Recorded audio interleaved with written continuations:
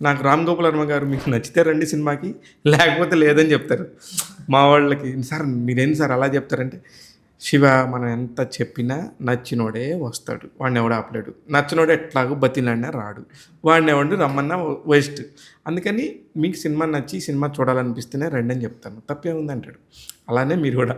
రామ్ గోపాల్ వర్మ అంటే నాకు గుర్తొచ్చింది. సార్ నేను ఒకసారి ఒక చోట కలిసాను. అప్పటికి I'm not the brand ambassador for my clinic. Okay.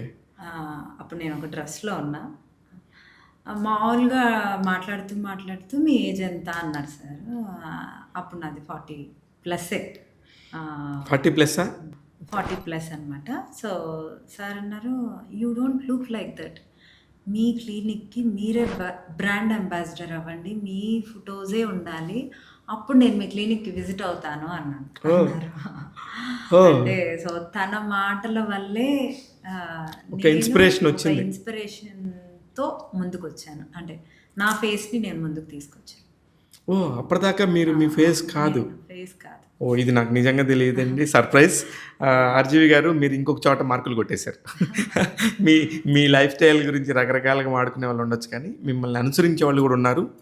ప్రత్యక్ష సాక్షి మనకి ఇక్కడే ఉన్నారు. వచ్చారు ఆయన తర్వాత? వస్తానన్నారు. మనం ఫోర్స్ చేయలేం కదా, సార్ ఫ్రీగా ఉంటే ఎప్పుడైనా వస్తారు. బట్ నేను 2-3 సార్లు మాట్లాడాను.